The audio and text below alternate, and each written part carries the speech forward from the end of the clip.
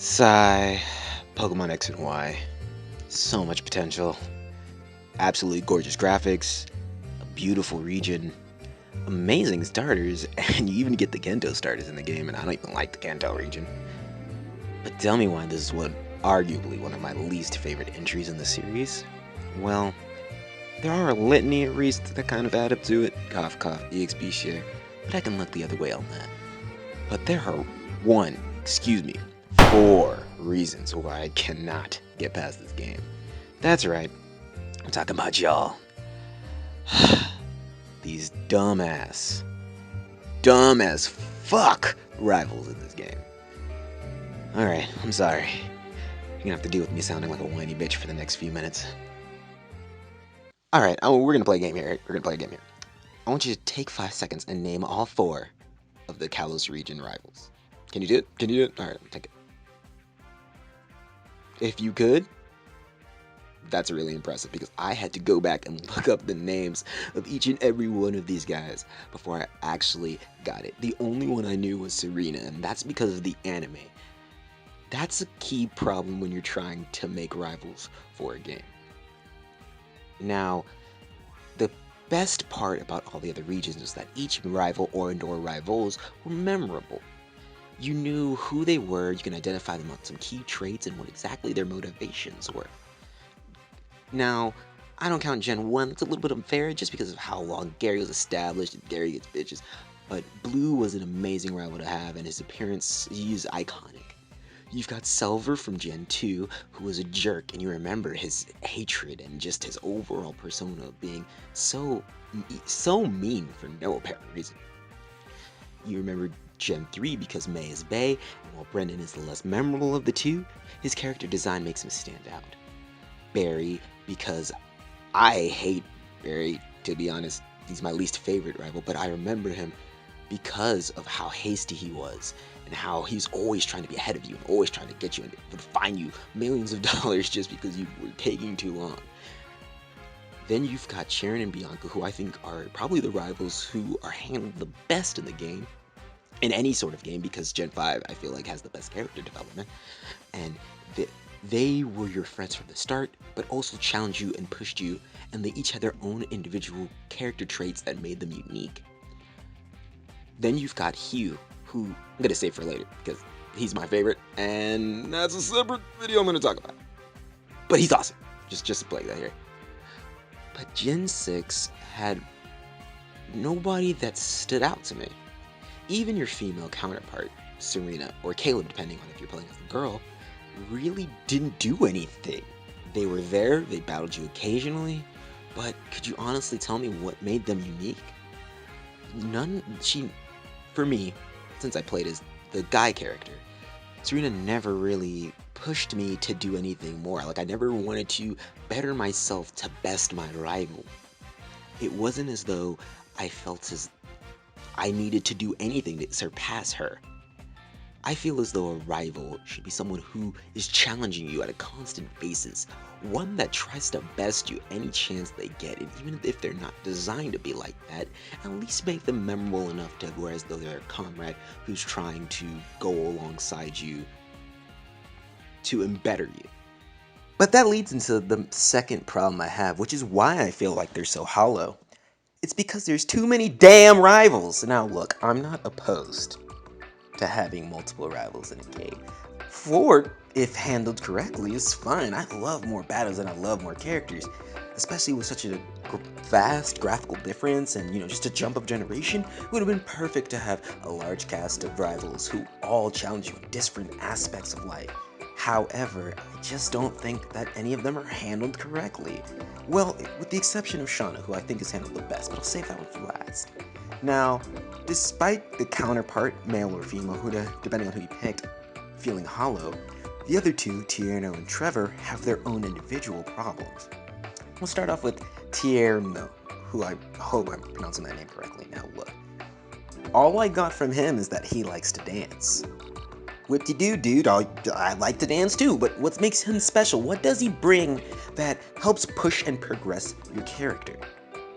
Now, there's nothing wrong with having a unique personality, because, I think it's fine that he's happy-go-lucky, upbeat, and he likes to tell incorporate dance moves into his Pokemon battles, but we never see that. It would have been cool had he introduced the character to new specialized moves that only he knows, because he incorporates dance into his Pokemon battles. So you have to learn moves from him by going through more battles against him or stuff like that. That would have been awesome. But no, all you get is a character who doesn't really have too many motivation or anything to bring to the table. You have personality without sustenance. Now, the opposite problem is apparent in Trevor, where he actually has a goal. He's trying to complete the Pokedex before you, which is unique in the sense that there's not another rival who's really trying to do that, save for maybe Blue, who just wants to be ahead of you. However, you never really derive that he's ahead of you or that he's trying to get ahead of you in completing the Pokedex entries. His character, had Pokemon that you had not seen before, or had Pokemon from different regions, something to show that he is progressing past you, would have been phenomenal in his character development. Also, giving these characters more speaking lines would have also, built more towards it.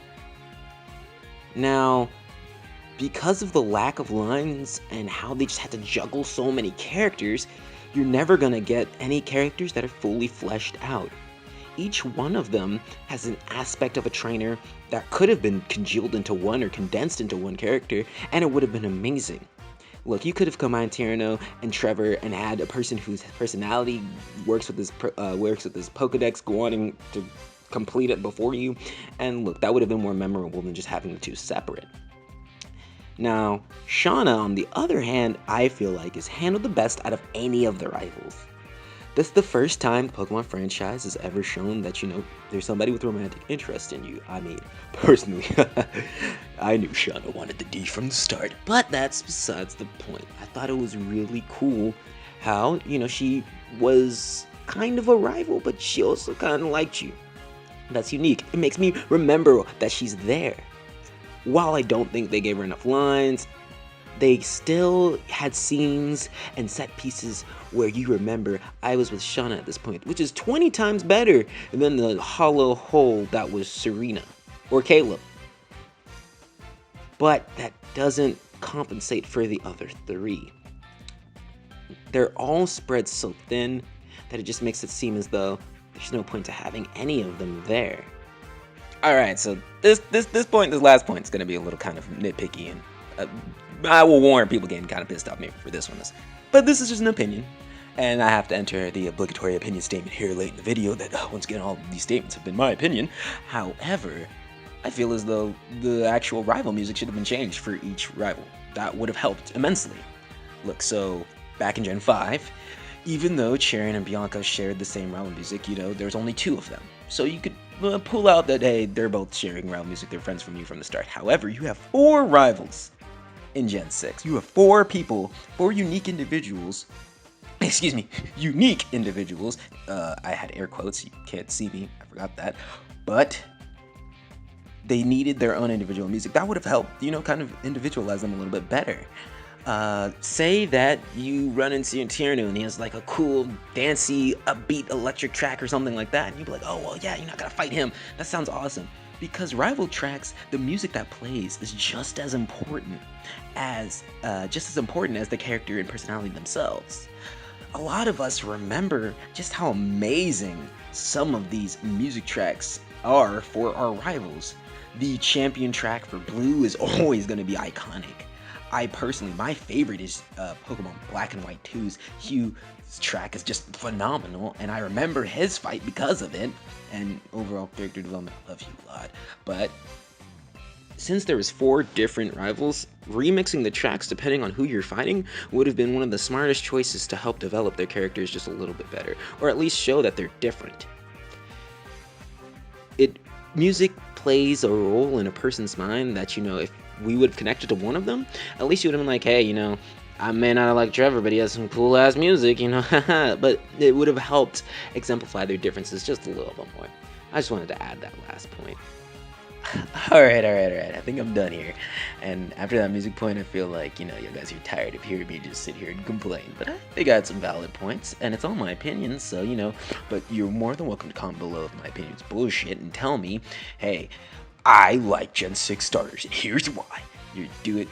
I'd love it. I'd love to read it, and I'm gonna love it. And no matter what you say to me, even if you're calling me on my bullshit, and you can also comment below if anything you'd like to add.